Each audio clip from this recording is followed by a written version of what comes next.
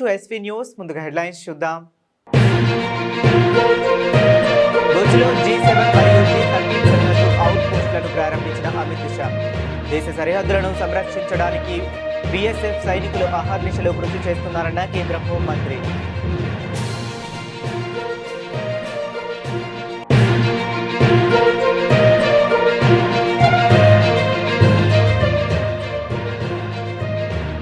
మరో ఆపరేషన్ సింధూర్కు సైన్యం సిద్ధం. ఆర్మీ చీఫ్ కీలక వ్యాఖ్యలు.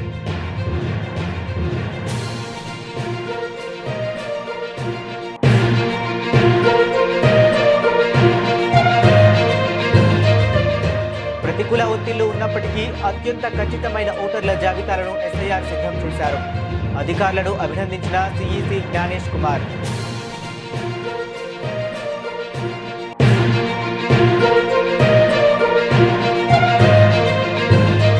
తెలంగాణలో కాంగ్రెస్ ప్రభుత్వం రైతుల పట్ల నిర్లక్ష్యంగా వ్యవహరిస్తుంది. సర్కారుపై విమర్శలు గుప్పించిన కేంద్ర మంత్రి కిషన్ రెడ్డి.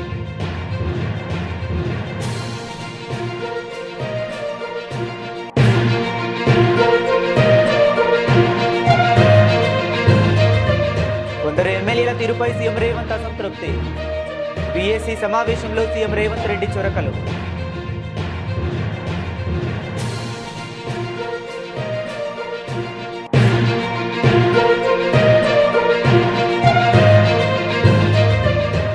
అమరావతిలో 114 సంస్థలకు భూముల కేటాయింపు.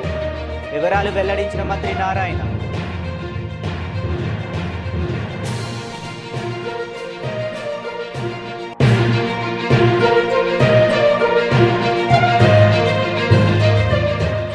పిలుకూరు బాలాజీని దర్శించుకున్న TRS అధ్యక్షురాలు కవిత. ప్రజలకు మంచి చేసేందుకు తాము పోట్లాడుతూనే ఉంటామని వెల్లడి.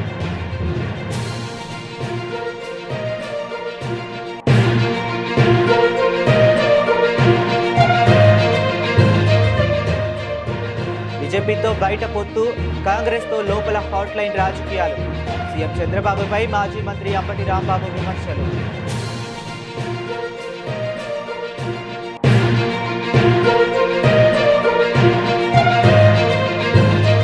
తెలంగాణ బీజేపీ ఆధ్వర్యంలో జూన్లో పలు కార్యక్రమాలను నిర్వహించనున్నారు.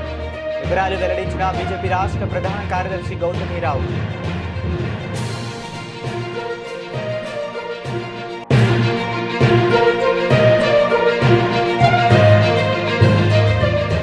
ఆర్టీసీ ప్రైవేటీకరణపై మూర్ఖంగా ముందుకు వెళ్లడం సరికాదు.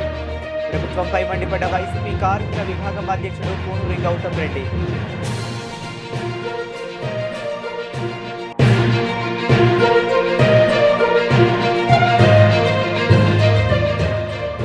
IPL 2026 ఫైనల్ చేరిన గుజరాత్ టైటాన్స్.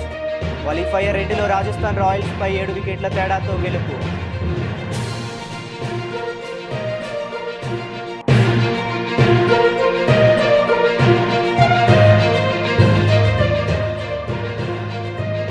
స్వల్పంగా పెరిగిన బంగారం, వెండి ధరలు. అంతర్జాతీయ ఉద్రిక్తతలతో కొనసాగుతున్న డిమాండ్. భారతదేశ సరిహద్దులను మరింత సురక్షితంగా, పటిష్టంగా మరియు అభేద్యంగా తీర్చిదిద్దడానికి మోదీ ప్రభుత్వం కట్టుబడి ఉందని కేంద్ర హోంమంత్రి అమిత్ షా స్పష్టం చేశారు. ఈ సంకల్పానికి అనుగుణంగా గుజరాత్లోని భుజ్లో G7 మరియు G13 సరిహద్దు అవుట్ పోస్టులను అమిత్ షా ప్రారంభించారు. ఈ సందర్భంగా ఆయన మాట్లాడుతూ, మన సరిహద్దులను రక్షించడానికి పగలు రాత్రి తేడా లేకుండా ఎల్లప్పుడూ సిద్ధంగా ఉండే BSF ధైర్యవంతులైన అప్రమత్తమైన సైనికులతో తాము ముచ్చటించారు. వారి సేవలను కొనియాడారు.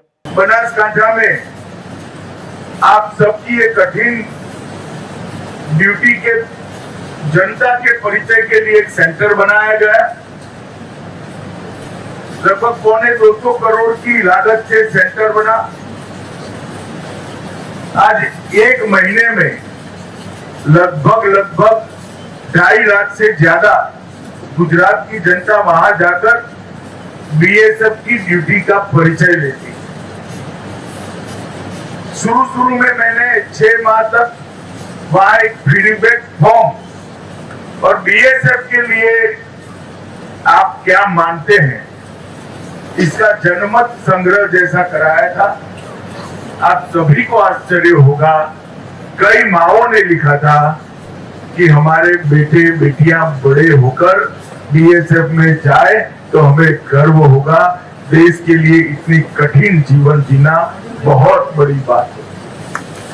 ये जो भाव देश की जनता के लिए पड़ा, अब वो फीडबैक फॉर्म को ऑनलाइन कर दिया गया है, तो ऑनलाइन लिखते हैं और अपने आप इनके प्रति, बीएसएफ के प्रति इनका जो सम्मान है वो एकत्रित होते जाता है। ये बहुत बड़ी बात है। किसी भी प्रचार के बगैर, किसी भी परिचय के बगैर घर में आराम से जीने वाला एक नागरिक की पूरी फोर्स के लिए सम्मान और अहोभाव पाल ले, वो आपके कर्मठ काम की ही नतीजा है, आपके बलिदान का ही नतीजा है कि देश के अंदर इस प्रकार का भाव सूजित करने के लिए आपने बहुत बड़ा पुरुषार्थ किया। భారత సైన్యాధిపతి జనరల్ ఉపేంద్ర ద్వివేది శనివారం కీలక వ్యాఖ్యలు చేశారు. ఆపరేషన్ సింధూర్ 2.0 కోసం త్రివిధ దళాలు సిద్ధంగా ఉన్నాయని చెప్పారు. సరిహద్దుల్లో ప్రస్తుత ప్రశాంతత కేవలం తాత్కాలికమేనని తెలిపారు. శత్రు దేశాల కదలికలపై నిరంతరం నిఘా ఉంచామని స్పష్టం చేశారు. ఆధునిక యుద్ధ తంత్రంలో భాగంగా త్రివిధ దళాల మధ్య సమన్వయం పెంచుతున్నట్లు ద్వివేది తెలిపారు. యుద్ధరంగంలో ప్రతి కదలిక స్పష్టంగా కనిపిస్తుందని చెప్పారు. అందుకే సైనికులతో పాటు పౌరుల రక్షణకు ప్రాధాన్యం ఇస్తున్నామన్నారు. 24 గంటలు రక్షణ దళాలు అప్రమత్తంగా ఉంటున్నాయని వివరించారు. Operation Sindoor is concerned, firstly it is still continuing. There is temporary cessation of hostilities. So the Indian Army or all the three services are preparing well for Operation Sindoor 2.0 if it takes place. Presently, we are looking at enhancing our synergy within the three services. We are looking at equipping ourselves for the next warfare. As I have told you, the next warfare will not be limited to the land, maritime and air alone. The new entries, that is the space, cyber and cognitive warfare, will play a very important role. What we have seen over a period of time, that it's 24/7, the battlefield is so transparent that every movement is known to the other side. Therefore, we have to be very cautious in terms of our deployment, in terms of our employment and the protection which is required to protect our troops as well as the civilians in the border areas. As regards the information warfare, what has been brought out, victory is always in the mind, it's not on ground. Therefore, the information warfare is only successful if the whole of nation gets together and trusts the people who are giving the information. And if that happens, I can assure you that the nation will trust each other and all these stakeholders will always win the war. ప్రతికూల ఒత్తిళ్లు ఉన్నప్పటికీ 11 లక్షలకు పైగా booth స్థాయి అధికారులు, ఎన్నికల నమోదు అధికారులు మరియు 36 మంది ప్రధాన ఎన్నికల అధికారులు ఎన్నికల సంఘం యొక్క అత్యంత ఖచ్చితమైన ఓటర్ల జాబితాలను ఎస్ఐఆర్ సిద్ధం చేశారని సిఈసి జ్ఞానేష్ కుమార్ అన్నారు. భారత ఎన్నికల కమిషన్కు ప్రాతినిధ్యం వహిస్తున్న న్యాయవాదుల 2వ జాతీయ సదస్సుకు ప్రధాన ఎన్నికల కమిషనర్ జ్ఞానేష్ కుమార్ హాజరయ్యారు. ఈ సందర్భంగా ఆయన పలు కీలక వ్యాఖ్యలు చేశారు. I must also tell you that under the close watch of more than 15 lakh booth level agents, district and state presidents of all the national and state political parties, the special intensive revision is done by more than 11 lakh booth level officers, assistant electoral registration officers, electoral registration officers, which are 4,123, more than 765 district election officers, and 36 chief electoral officers who are sitting here before you. All of them are state government employees and are on deputation to the Election Commission for preparing one of the most, and I repeat, one of the most accurate electoral rolls in the world.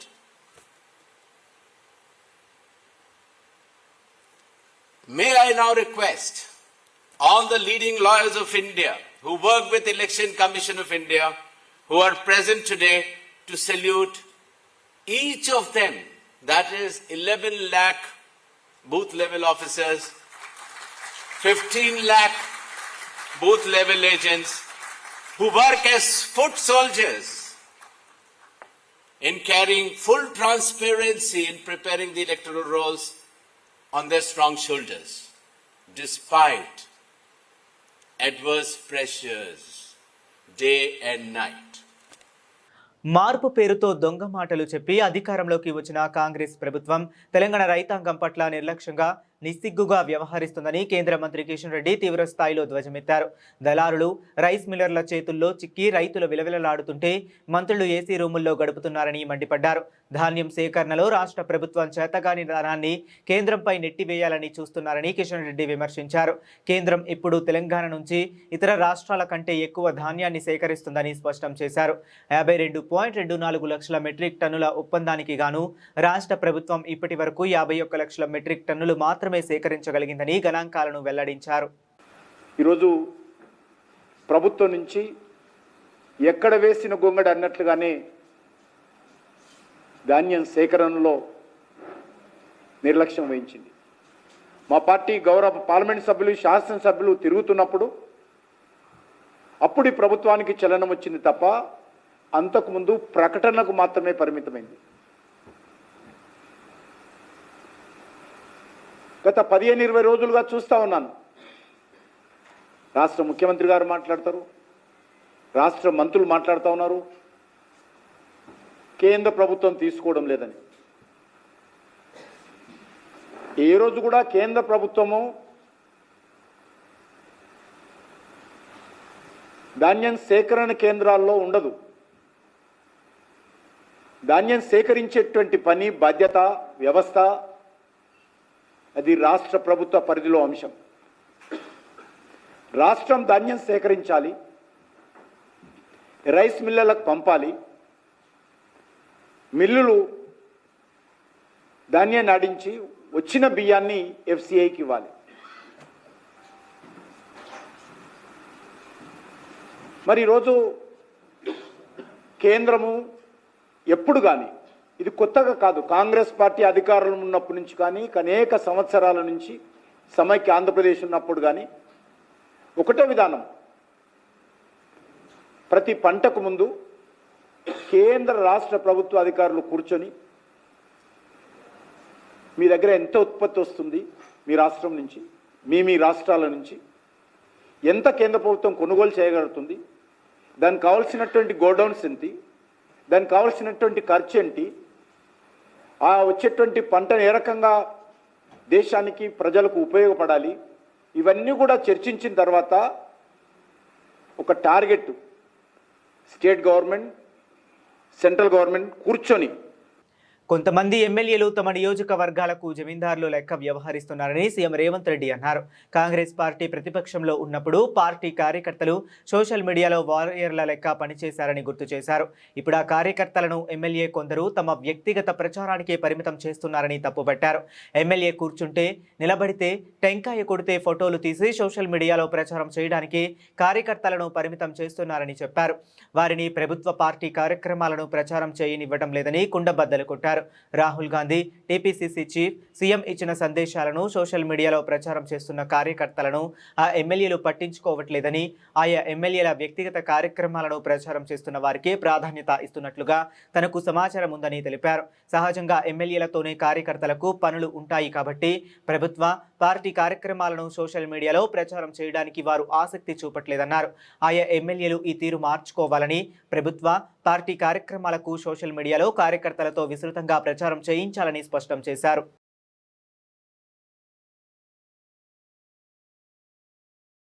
Andhra Pradesh రాజధాని అమరావతి భూ కేటాయింపులు, నిర్మాణ పనుల పురోగతిపై municipal పరిపాలనా శాఖ మంత్రి P Narayana కీలక వివరాలను వెల్లడించారు. రాజధానిలో భూ కేటాయింపులపై మంత్రివర్గ ఉపసంఘం సమావేశమై అనంతరం ఆయన మీడియాతో మాట్లాడారు. మంత్రి నారాయణ తెలిపిన వివరాల ప్రకారం అమరావతిలో ఇప్పటి వరకు మొత్తం 114 సంస్థలకు 1269 ఎకరాల భూమిని కేటాయించారు. ఇందులో 70 ప్రభుత్వ సంస్థలు, 44 ప్రైవేటు సంస్థలు ఉన్నాయి. అయితే ఈ మొత్తం 114 సంస్థల్లో 3 సంస్థలు కొన్ని కారణాల వల్ల తమ కేటాయింపులను రద్దు చేసుకోగా, మరో 3 సంస్థలకు గతంలో కేటాయించిన స్థలానికి బదులుగా వేరే చట్ట భూమిని కేటాయించినట్లు మంత్రి వివరించారు. అందరికీ నమస్కారాలండి. అమరావతి క్యాపిటల్ సిటీకి సంబంధించి ల్యాండ్ అలాట్మెంట్స్కి సంబంధించి ఈరోజు గ్రూప్ ఆఫ్ మినిస్టర్స్ మీటింగ్ జరిగింది. ఆ గ్రూప్ ఆఫ్ మీటింగ్స్లో కొన్ని డెసిషన్స్ తీసుకోవడం జరిగింది. అందులో మెయిన్గా ఈరోజు తీసుకుంటే మొత్తం ఇంతవరకు అమరావతి క్యాపిటల్ సిటీలో 1269 ఎకరాలు, 1269 ఎకరాలు 114 ఇన్స్టిట్యూషన్స్కి యాక్చువల్గా ఇవ్వటం జరిగింది. 114 ఇన్స్టిట్యూషన్స్కి. అందులో గవర్నమెంట్కి వచ్చి 70 ఇన్స్టిట్యూషన్స్, ప్రైవేట్ వచ్చి 44 ఇన్స్టిట్యూషన్స్. ఇచ్చిన 114లో 70 గవర్నమెంట్, 44 వచ్చి ప్రైవేటు. వీటిల్లో కూడా బ్యాంక్స్కి 16 బ్యాంక్స్కి ఇచ్చాం. బ్యాంక్స్ రెసిడెన్షియల్కి వచ్చి 8 మందికి ఇచ్చాం. ఎడ్యుకేషన్ ఇన్స్టిట్యూషన్స్కి యూనివర్సిటీస్ కావచ్చు, స్కూల్స్ కావచ్చు, కాలేజీలు కావచ్చు 22 ఇచ్చాం.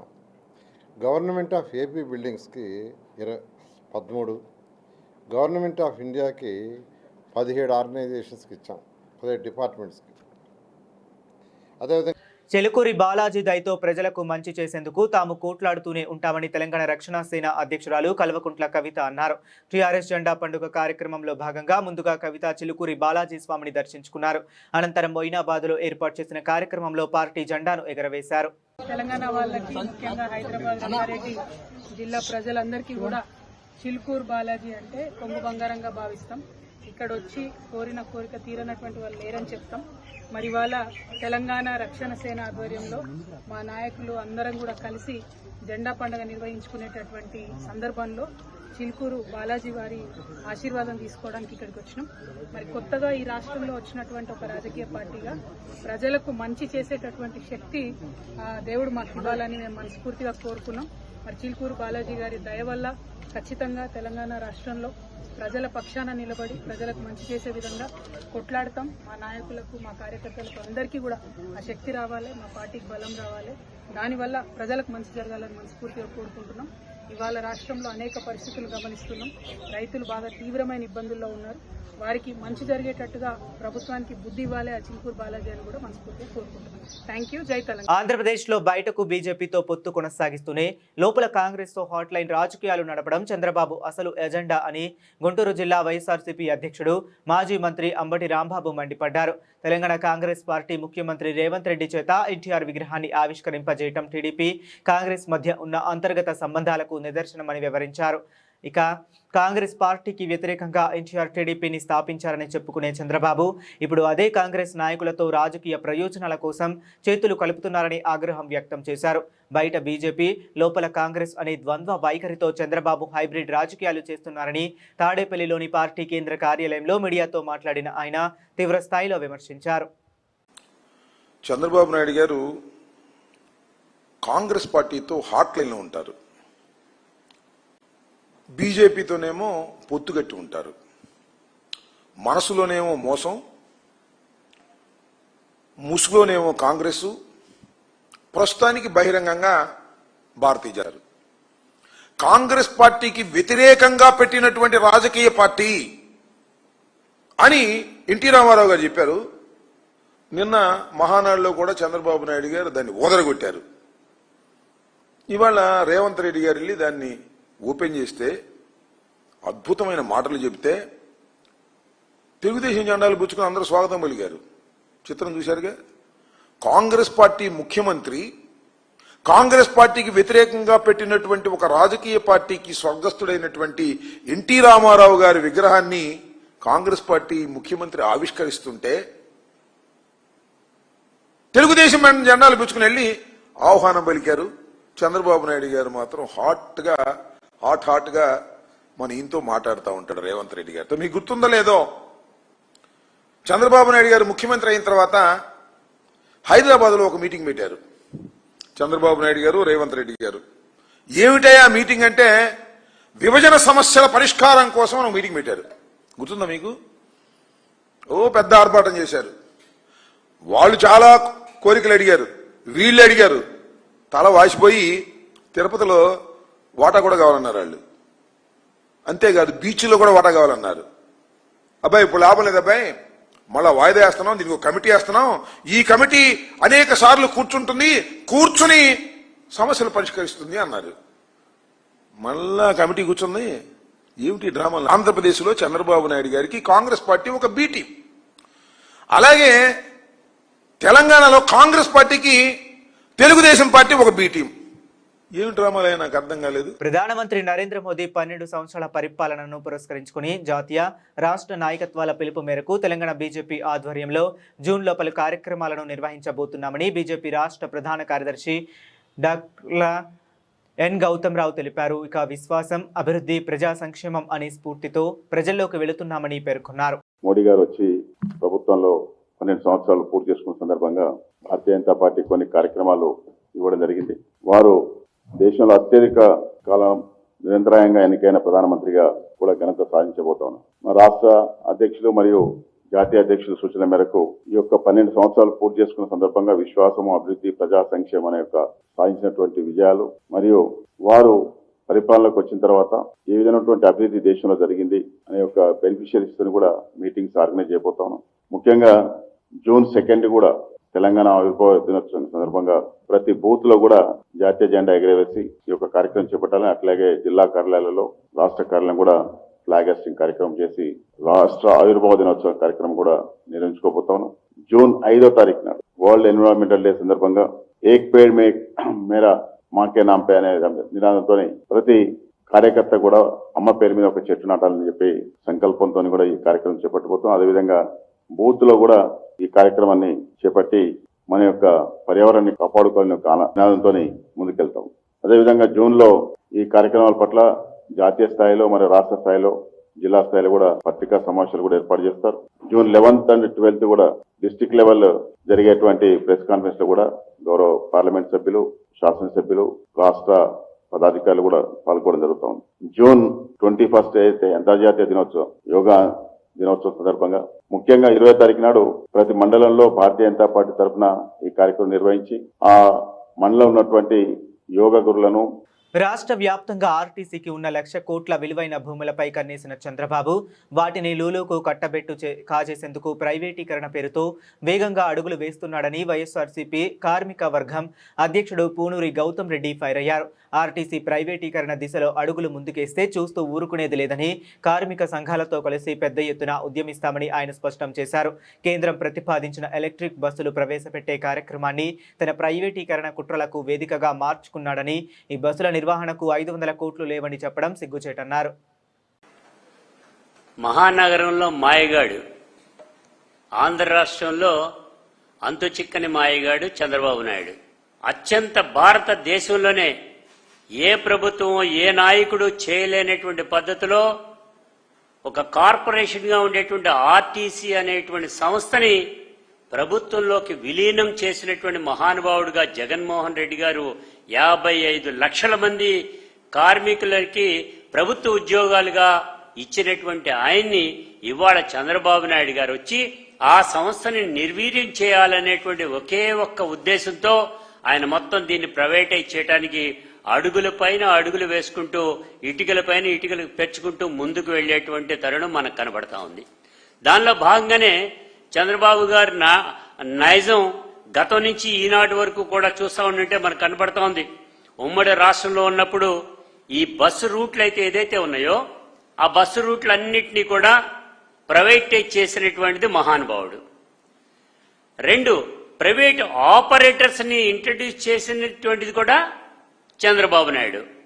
అదే పద్ధతిలో అధికమైనటువంటి లాభాలతో వచ్చేటువంటి రూట్స్ ఏవైతే ఉన్నాయో వాటిని మాత్రం ప్రైవేటు వ్యక్తులకి, ముఖ్యంగా చెప్పాలంటే అనుంగ శిష్యులకి ధారాదత్తం చేసినటువంటి వాడు చంద్రబాబు నాయుడు. ప్రజల ఇండియన్ ప్రీమియర్ లీగ్ 2026 సీజన్లో గుజరాత్ టైటాన్స్ ఫైనల్స్ కు దూసుకెళ్లింది. శుక్రవారం జరిగిన క్వాలిఫైర్ 2 మ్యాచ్లో రాజస్థాన్ రాయల్స్ పై 7 వికెట్ల తేడాతో ఘన విజయం సాధించింది. గుజరాత్ కెప్టెన్ శుభమన్ గిల్ బాధ్యతాయుతంగా ఆడి అద్భుత సెంచరీతో ఆకట్టుకున్నాడు. సాయి సుదర్శన్ అర్ధ సెంచరీతో రాణించాడు. రాజస్థాన్ నిర్దేశించిన 215 పరుగుల భారీ లక్ష్యాన్ని గుజరాత్ మరో 8 బంతులు మిగిలి ఉండగానే కేవలం 3 వికెట్లు కోల్పోయి ఛేదించింది. భారీ లక్ష్య ఛేదనలో గుజరాత్ ఈ దశలోనూ తడబడలేదు. ఓపెనర్లు శుభమన్ గిల్, సాయి సుదర్శన్ తొలి వికెట్కు 167 పరుగుల రికార్డు భాగస్వామ్యం నెలకొల్పి మ్యాచ్ను రాజస్థాన్ నుంచి లాగేసుకున్నారు. ముఖ్యమంత్రిగా గిల్ రాజస్థాన్ బౌలర్లను ఊచకోత కోశాడు. కేవలం 53 బంతుల్లో 15 ఫోర్లు 3 సిక్సర్లతో 104 పరుగులు చేసి జట్టు విజయంలో కీలక పాత్ర పోషించాడు. మరోవైపు సాయి సుదర్శన్ 33 బంతుల్లో 58 పరుగులు చేశాడు. వీరిద్దరూ అవుట్ అయిన తర్వాత రాహుల్ తెవాటియా తనదైన శైలిలో మ్యాచ్ను ముగించాడు. అంతకుముందు టాస్ గెలిచి బ్యాటింగ్ ఎంచుకున్న రాజస్థాన్ రాయల్స్కు ఆరంభంలోనే ఎదురు దెబ్బ తగిలింది. కేవలం 9 పరుగులకే 2 వికెట్లు కోల్పోయి కష్టాల్లో పడింది. అయితే యువ బ్యాటర్ వైభవ్ సూర్యవంశీ వీరోచిత ఇన్నింగ్స్తో జట్టును ఆదుకున్నాడు. కేవలం 47 బంతుల్లో 8 ఫోర్లు 7 సిక్సర్లతో 96 పరుగులు చేసి త్రుటిలో సెంచరీ చేజార్చుకున్నాడు. అంతటికీ రవీంద్ర జడేజా చక్కటి సహకారం అందించాడు. చివరిలో డొనోవన్ పెరేరా విధ్వంసం సృష్టించడంతో రాజస్థాన్ నిర్ణీత 20 ఓవర్లలో 6 వికెట్ల నష్టానికి 214 పరుగుల భారీ స్కోర్ సాధించింది. గుజరాత్ బౌలర్లలో జాసన్ హల్టర్ కసాగో రబాడా 2 వికెట్లు పడగొట్టారు. ఈ విజయంతో గుజరాత్ టైటాన్స్ ఫైనల్స్కు అర్హత సాధించగా రాజస్థాన్ రాయల్స్ ప్రస్థానం టోర్నీలో ముగిసింది. మే 31 జరిగే టైటిల్ పోరులో గుజరాత్ రాయల్ ఛాలెంజర్స్ బెంగళూరులో తలపడనుంది. అంతర్జాతీయ మార్కెట్లో నెలకొన్న అనిశ్చితి, భౌగోళిక రాజకీయ ఉద్రిక్తతల ప్రభావంతో బంగారం, వెండి ధరలు మరోసారి స్వల్పంగా పెరిగాయి. ముఖ్యంగా అమెరికా, ఇరాన్ మధ్య ఉద్రిక్తతలు, డాలర్ మారకం విలువతో హెచ్చుతగ్గుల కారణంగా పసిడిని సురక్షితమైన పెట్టుబడిగా భావిస్తుండటంతో డిమాండ్ నిలకడగా కొనసాగుతుంది. శనివారం ఉదయం దేశీయ మార్కెట్లో బంగారం, వెండి ధరలో పెరుగుదల నమోదైంది. గుడ్ రిటర్న్స్ వెబ్సైట్ ఆమోదించిన సమాచారం ప్రకారం శనివారం ఉదయం హైదరాబాద్, విజయవాడ మార్కెట్లో 24 క్యారెట్ల 10 గ్రాముల బంగారం ధర 1,57,650గా ఉంది. అదేవిధంగా 22 క్యారెట్ల ఆభరణాల బంగారం ధర 10 గ్రాములకు 1,44,510గా పలికింది. దేశ రాజధాని ఢిల్లీలో 24 క్యారెట్ల తులం బంగారం ధర 1,57,800 వద్ద ఉండగా 22 క్యారెట్ల బంగారం ధర 1,44,660గా నమోదైంది. మరోవైపు వెండి ధరలు కూడా స్వల్పంగా పెరిగాయి. కిలో వెండిపై 100 మేర పెరుగుదల కనిపించింది. ప్రస్తుతం హైదరాబాద్, విజయవాడ, చెన్నైలలో కిలో వెండి ధర 2,90,100గా ఉంది. ఢిల్లీ, బెంగళూరు మార్కెట్లలో కిలో వెండి ధర 2,80,100గా ట్రేడ్ అవుతుంది. అంతర్జాతీయ పరిణామాలు ఇలాగే కొనసాగితే బులియన్ మార్కెట్లో ధరలు మరింత పెరిగే అవకాశం ఉందని విశ్లేషకులు అంచనా వేస్తున్నారు.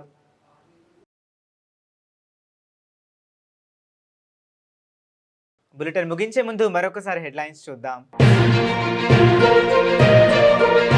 రోజులో G7 మరియు G13 సరిహద్దు అవుట్ పోస్టులను ప్రారంభించిన అమిత్ షా. దేశ సరిహద్దులను సంరక్షించడానికి BSF సైనికులు అహర్నిశలో కృషి చేస్తున్నారన్న కేంద్ర హోంమంత్రి.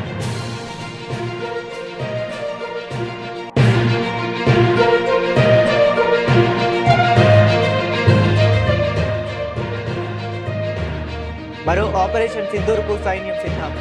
ఆర్మీ చీఫ్ కీలక వ్యాఖ్యలు.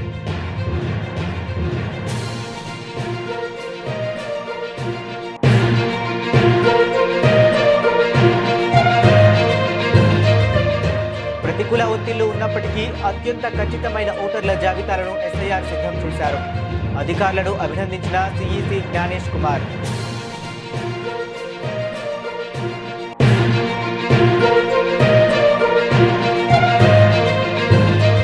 తెలంగాణలో కాంగ్రెస్ ప్రభుత్వం రైతుల పట్ల నిర్లక్ష్యంగా వ్యవహరిస్తుంది. సర్కార్పై విమర్శలు గుప్పించిన కేంద్ర మంత్రి కిషన్ రెడ్డి.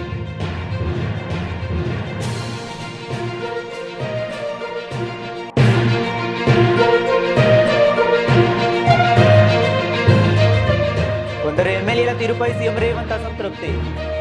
BSc సమావేశంలో సీఎం రేవంత్ రెడ్డి చొరకలు.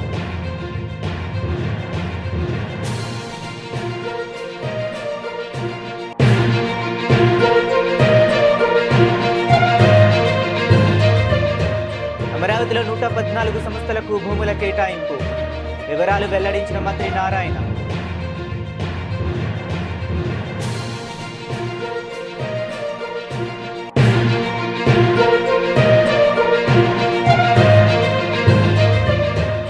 చిలుకూరు బాలాజీని దర్శించుకున్న టీఆర్ఎస్ అధ్యక్షురాలు కవిత. ప్రజలకు మంచి చేసేందుకు తాము పోట్లాడుతూనే ఉంటామని వెల్లడి.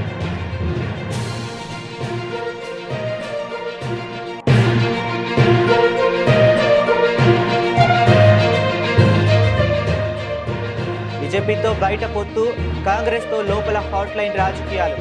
సీఎం చంద్రబాబుపై మాజీ మంత్రి అంబటి రాంబాబు విమర్శలు.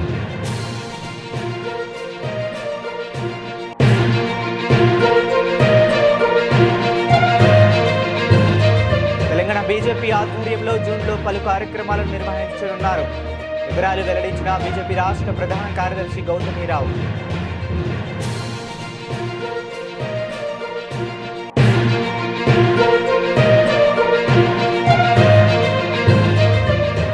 ఆర్టీసీ ప్రైవేటీకరణపై మూర్ఖంగా ముందుకు వెళ్లడం సరికాదు.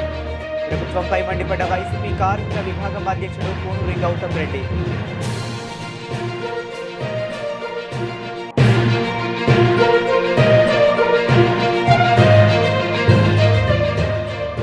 ఐపీఎల్ 2026 ఫైనల్ చేరిన గుజరాత్ టైటాన్స్.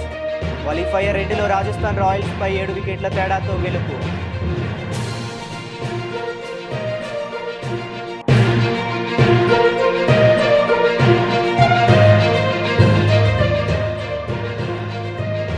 స్వల్పంగా పెరిగిన బంగారం, వెండి ధరలు. అంతర్జాతీయ ఉద్రిక్తతలతో కొనసాగుతున్న డిమాండ్.